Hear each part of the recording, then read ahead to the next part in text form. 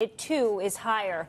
Crude oil has been under $50 a barrel for over a week now, and the Wall Street Journal is reporting that banks are taking down their price forecasts. So sliding oil prices obviously helps drivers at the pump. Take a look at this. $2.31 is the national average to fill up. But my next guest says to enjoy this while it lasts, because these cheap prices ain't going to last much longer. And joining me now, former Shell Oil president and founder and chief executive of Citizens for Affordable Energy, John Hofmeister. John, thanks for coming on. So how high are prices going to go then? Well, it depends upon how quickly we take oil off the market. There's two worlds out there, Lauren. One world is the world of traders, and their job is to connect barrels with customers. And they don't care if the price is high or the price is low. They get paid based upon how many barrels they sell. And so that's what their business is. But there's another world out there, the world of operators. And the operators are caught right now with a glut on their hand.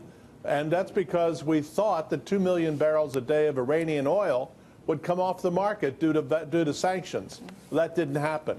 So we've got about a 2 million barrel a day glut, which has been accumulating, which is why the price keeps dropping. And as long as the sanctions aren't applied, we have to pull back production in other parts of the world because we don't need too much oil, because it's too cheap. And I think we will pull back. Saudi Arabia will lead the pack, I think, because they have the most at stake, given that they've set a national budget this year for $80 a barrel. Wow. And so I think that they will probably prevail in the end.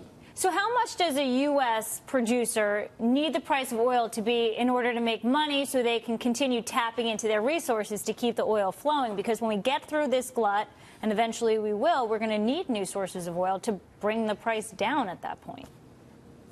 It depends if they're producing new oil or old oil. Okay. New oil really needs to be above $50. I just can't imagine running a business below $50 a barrel at today's prices, with the shortages of labor, the shortages of equipment and so forth, which we knew would come because of the period from 2014 to 2017 where we had low oil prices before. We cut way back. And so it's going to need to be into the 60s and 70s for the companies to make decent money so they can provide for our future.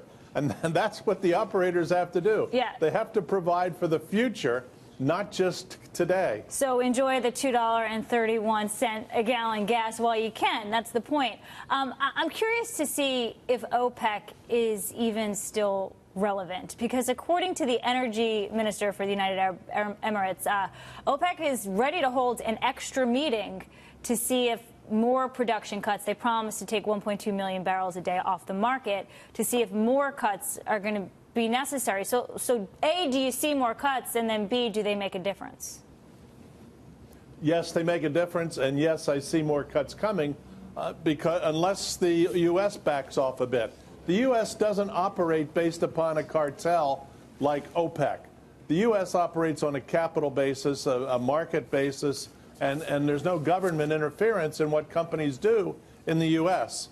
In other parts of the world, that's not the case with national oil companies and OPEC. OPEC continues to be relevant. They continue to control 30-plus million barrels a day of production, and that's relevant in a world of 100 million barrels a day. So while people can discount them, say their reign is over, I don't see it that way. John, it's Christina Partsinevelos here. You brought up the United States and domestic production over here. It seems like it continues to climb higher. Do you believe going forward that there's going to be this compliance commitment, not only from the U.S., but also from Saudi Arabia? You did say it was in their best interest, but I'm still skeptical. I think the Saudis and the Russians have found a new pact together, and I think they need money. Remember, Saudi Arabia exports nothing but oil. Russia exports virtually nothing but oil. And oil supports the national budget in a tremendous way. And so they can't make it in their countries on a responsible fiscal or financial basis on $42, $43 oil. It just doesn't work.